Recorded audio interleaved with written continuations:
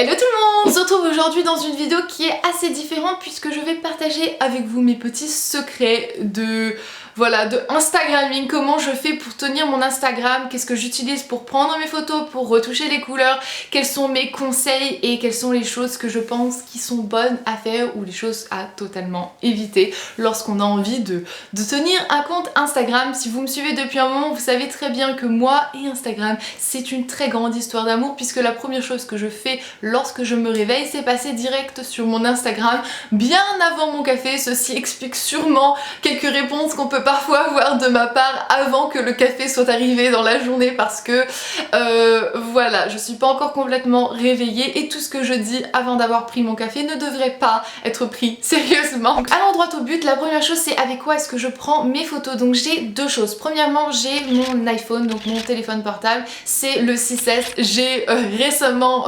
upgradé parce que justement c'est absolument pas un mot mais c'est pas grave, on va le mettre dans mon dico hein. Donc j'ai voulu changer et prendre une version supérieure au 5S que j'avais avant justement pour la qualité des photos. J'avouerai que c'était vraiment la raison unique. Je vais pas prendre le 6 quand il sortira ou le 7 parce qu'on est déjà au 6. Donc voilà, je vais pas changer à chaque fois mais là pour le coup j'en avais envie et ça m'aide beaucoup plus puisque j'ai des plus jolies photos sans justement devoir utiliser automatiquement mon réflexe qui est la deuxième chose que j'utilise. Donc c'est l'appareil que j'utilise en ce moment pour filmer, donc c'est mon Canon EOS 60D. C'est l'appareil avec lequel je peux faire des photos de temps en temps sur Instagram, souvent lorsque j'ai besoin d'un trépied puisque mon mari ne m'aide jamais pour faire mes photos, donc je prends toujours mes photos seule. Ça c'est une question aussi qui m'est posée énormément de temps, c'est est-ce que tu as un mari Instagram? Eh bien non, je n'ai pas de mari Instagram, j'ai pas de photographe, je fais tout toujours tout seul avec un timer, avec une télécommande ou avec mon bras qui est heureusement assez long et voilà, c'est ce que je fais. Et si j'ai besoin de faire une belle photo ou une photo de pied ou si j'ai besoin d'avoir mes deux mains dans la photo, eh bien je prends mon réflexe timer et c'est parti. Tout ça justement m'amène à un petit conseil. Donc pour ce qui est de la qualité de vos photos, il y a bien sûr l'astuce réflexe comme je viens de vous dire. Vous pouvez avoir un très bon téléphone mais si votre téléphone n'est pas d'une aussi bonne qualité que vous l'aimerez, il y a certaines petites choses qu'on peut faire qui vont faire en sorte que nos photos seront plus belles. Et la première des choses, et limite c'est la seule chose en fait à savoir, c'est la lumière. Ne pas augmenter votre luminosité sur votre téléphone mais faire attention que l'environnement dans laquelle vous êtes en train de prendre votre photo est bien claire et lumineuse. La plupart du temps les photos en extérieur sont plus jolies et ça m'arrive moi aussi de prendre mes photos à l'extérieur pour être sûr que la couleur, la luminosité et la qualité sera aussi bonne que ce que j'ai envie. Donc je prends mon petit matériel, je prends un fond blanc, la plupart du temps c'est ce que je veux, un fond blanc et je cadre en fait pour pouvoir vraiment avoir ça. Ça me permet aussi de ne pas ou de peu avoir d'ombre, chose qui fait pas forcément très jolie ou qui fait pas forcément très professionnel. Donc voilà, à l'extérieur on a la chance, à l'extérieur mais pas directement au soleil, hein, dans un endroit couvert mais avec la lumière extérieure, si vous voyez ce que je veux dire. Ça vous permet vraiment d'avoir une qualité beaucoup plus jolie et des couleurs qui sont beaucoup plus proches de la réalité, ce qui est quelque chose aussi de très important pour moi et c'est pour ça aussi que je retouche beaucoup mes photos niveau couleur puisque ça a tendance à changer avec peut-être le jour, comment est-ce que c'est aujourd'hui. Nous par exemple là il fait gris, il est en train de pleuvoir, les couleurs ne vont pas transparaître de la même ok, de la même façon à la caméra qu'en réalité, donc je retouche certaines fois pour que la couleur se remette bien à la couleur qu'elle est réellement en vrai. C'est assez important lorsqu'on fait des swatchs ou lorsqu'on montre un rouge à lèvres ou un vernis ou une couleur de vêtements ou je ne sais quoi. Vous avez besoin de voir la vraie couleur et c'est pour ça que le retouchage d'image est quand même assez important. Justement en parlant d'applications, il y en a deux que moi j'aime énormément pour ce qui est du retouchage on va dire de mes photos puisque je ne fais jamais rien sur ordinateur, Photoshop etc. Je suis une brêle, faut le dire, je suis absolument nulle en Photoshop, je suis incapable de faire quoi que ce soit avec ce programme. Donc je le fais directement sur mon téléphone, c'est beaucoup plus simple, c'est plus rapide et puis voilà, c'est c'est juste mieux selon moi. Donc première application que j'utilise, c'est Aviary. Donc c'est une application où je vais pouvoir faire les retouches couleurs, donc c'est-à-dire exposition, contraste, luminosité, saturation, toutes ces choses-là en fait que je peux régler facilement et que c'est fait d'une très bonne qualité aussi, puisque c'est plus joli je trouve le rendu que si on le fait directement avec le programme que votre téléphone a directement. Donc moi j'utilise cette application pour faire ça, pour régler la lumière, etc. Pour ce qui est des détails maintenant, eh bien j'utilise Facetune. Oh, shame. Donc j'utilise Facetune pour les détails à cause d'une chose en fait, et parce que je prends mes photos la plupart du temps sur fond blanc, mais avec la lumière et avec la caméra que j'utilise ou peu importe, ça peut changer. Donc mon fond peut devenir un peu plus orange, un peu plus jaune, un peu plus gris, bleu, rose, peu importe, et c'est pas quelque chose que je veux. Je veux que mon fond soit blanc. Donc je vais sur Facetune, je vais sur l'endroit pour éclaircir les dents, donc blanchir les dents, et je blanchis mon fond. Voilà, tout simplement, c'est ce que je fais. Ça m'arrive aussi des fois de lisser le fond pour que ce soit complètement lisse et que ce soit un petit peu flouté et en défocus, vous voyez ce que je veux dire, pour que l'image principale ressorte. Donc ça m'arrive aussi de faire ça, mais la plupart du temps je le fais pas parce que ça le fait directement avec mon réflexe et un petit peu aussi avec mon téléphone.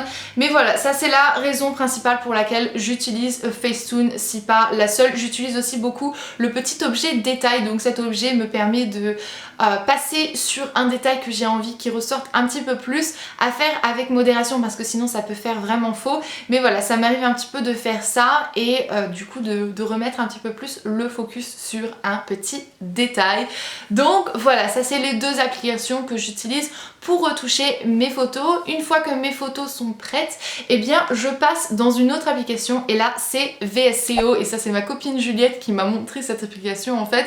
C'est absolument pas fait pour ça, mais on l'utilise pour ça en fait. Ça nous permet de voir notre feed et un petit peu de voir quelles photos on peut poster pour que ce soit joli lorsqu'on regarde le feed au complet. Donc vous voyez que c'est rangé par des bandes de 3 comme sur Instagram. Le fond est par contre lui noir, donc des fois c'est un petit peu trompe-l'œil, mais voilà, ça me permet un petit peu de voir quelles photos je peux mettre pour pas que ce soit vous savez, 2 selfies à côté. Déjà je suis pas selfie donc ça n'arrivera pas, mais voilà, pour pas que ce soit 2 photos de Tyson à côté ou 2 produits de make-up à côté ou 2 je ne sais quoi à côté, pour pas que ce soit vraiment tout le temps les mêmes choses et que ce soit très fun à regarder, que ce soit toujours quelque chose de différent, et que si la photo lui ressemble trop, si j'ai fait une autre photo et que ça lui ressemble trop, je ne la mette pas, parce qu'après c'est pas cool pour vous de toujours regarder exactement. La photo est belle, certes, mais c'est toutes les mêmes, et ça arrive souvent où je tombe sur un compte, je dis waouh cette photo elle est trop belle, je commence à suivre et finalement tu te rends compte que c'est toujours la même photo ou le même style de photo, et ça c'est quelque chose que je peux faire en sorte de ne pas faire grâce à cette petite application sur VSCO. Et du coup, une fois que je valide mon truc ou que je me dis non c'est pas ça, ça va pas cette photo, je vais pas la mettre, je vais la mettre plus tard, et bien je peux passer sur Instagram et poster la photo. Alors oui, je sais, c'est un truc absolument incroyable, mais j'en fais presque autant sur ma chaîne YouTube, c'est-à-dire que je ne veux pas 2 fois de suite même mettre le même style de vidéo, donc pourquoi faire 2 fois de suite la même photo? Je travaille mes vidéos, pourquoi pas travailler mes photos? Donc voilà, ça c'est quelque chose que je fais qui va vraiment main dans la main un peu avec le côté créatif de YouTube. Pour tout ce qui est spontané, c'est Twitter et Facebook, ou Snapchat aussi, beaucoup Snapchat pour tout ce qui est hyper spontané. Mais mon Instagram, je lui dévoue un culte et j'aime qu'il soit beau et joli à regarder, et je pense très sincèrement que ça vous plaît. Ça veut pas dire que ces photos ne sont pas vraies, puisqu'elles sont réellement dans le moment, c'est ce que je veux montrer, c'est ce que je veux vous partager avec vous en fait, mais elles sont bien faites en fait. Je prends le temps de faire la chose que je veux au moment vous montrer. Donc voilà, je sais pas si jamais ça ça fait du sens ce que je suis en train de raconter. Donc voilà un petit peu ce que je fais pour mon Instagram. Maintenant vous avez toutes les clés en main pour faire quelque chose de bien si c'est quelque chose qui vous intéresse. Des petits autres conseils que j'aurais à donner si vous avez envie de vous lancer dans cette aventure Instagram, pourquoi pas, hein, puisque maintenant il y a des gens qui en vivent apparemment, truc de malade, c'est comme YouTube. Là c'est un petit peu moi là même en tant que youtubeuse, hein, là que se dire que quelqu'un pourrait vivre d'Instagram, ça me dépasse complètement. Mais c'est cool, pourquoi pas, hein. Donc les choses que l'on peut faire pour faire un joli compte ou pour avoir un compte qui fonctionne. Première chose, et là je vais vraiment être sérieuse quand je vous dis ça, c'est pas de pub. Ne passez pas votre temps à passer de compte en compte, de photo en photo pour dire venez me suivre, venez me suivre, venez me suivre. Déjà si vous tombez sur mon compte vous êtes mal barré parce que je vous supprime et je vous bloque directement, ça m'insupporte. Je ne supporte pas ça. Après vous allez peut-être me dire ah ouais mais Sandria comment est-ce qu'on fait pour se connaître etc. Pas comme ça. Pas comme ça. J'ai jamais fait sur YouTube, j'ai jamais fait sur Instagram. Ça ne fonctionne pas ce genre de pub et d'harcèlement. Au lieu de prendre votre temps et perdre plutôt votre temps à passer de compte en compte et de photo en photo, à faire votre copier-coller pour dire aux gens de venir vous suivre, passez plutôt du temps à améliorer vos photos, à améliorer votre qualité, passez du temps peut-être à retoucher vos photos ou je ne sais pas. Faites quelque chose de bien et gardez votre temps que vous avez envie de dévouer à Instagram pour des choses qui dans le long terme fonctionneront un petit peu mieux. Ensuite il y a tout le système de tags. Donc personnellement je suis pas une folle des hashtags et des trucs comme ça, mais les tags ça peut être quand même assez important. Ne taguez pas hors sujet parce que c'est irritant ça aussi, mais taguez les marques ou les choses qui sont dans votre photo. Donc peu importe, hein, moi lorsque j'ai sorti ma collection on me taguait dans les photos, j'allais liker. Les marques font ça aussi, c'est comme ça qu'on peut se faire repérer aussi, c'est comme ça qu'on peut, si on a pris le temps de faire une jolie photo au lieu d'aller embêter l'autre d'à côté qui a 600 abonnés et qui vous avez envie d'avoir un petit peu plus d'abonnés aussi, et bien si vous avez pris le temps de faire votre jolie photo et que vous taguez la marque, c'est possible qu'elle reposte votre photo aussi et que du coup vous fassiez des abonnés qui sont là pour la qualité de vos posts. Donc c'est un petit peu comme ça que ça fonctionne, c'est un effet boule de neige en fait. Perdez pas votre temps à faire des choses inutiles et à gagner des abonnés en vous disant ah ouais je vous spam de likes etc, likez-moi je vous spam de likes, ça va pas fonctionner. C'est pas des personnes qui vont être réellement investies dans votre compte. Allez chercher des gens qui sont investis et qui sont passionnés par les mêmes choses que vous. Et finalement, et ça je ne suis pas forcément la plus forte pour ça donc voilà, hein, mais c'est faire les choses à juste mesure et les faire un petit peu on va dire quotidiennement, ou en tout cas d'essayer de faire quelque chose d'assez rythmé. Donc au lieu de poster 5 photos par jour et après ne rien poster pendant 5 jours, gardez vos photos, faites un petit dossier si vous en avez envie, un petit dossier que vous pouvez nommer à poster ou je ne sais pas quoi. Gardez vos photos sous la main et que vous pouvez poster donc au fur et à mesure des jours pour garder quelque chose d'assez rythmique et d'avoir un post par jour au lieu d'étouffer vos followers avec 5 posts et puis après de vous faire oublier pendant 15 jours parce que vous postez rien et de remettre 3 photos et de être oublié pendant 6 jours et de... Vous voyez ce que je veux dire? Donc gardez un rythme, gardez une présence et n'étouffez pas de posts vos followers. Prenez le temps de bien faire les choses et c'est comme tout, lorsqu'on est passionné, lorsqu'on a envie de faire quelque chose et lorsqu'on a...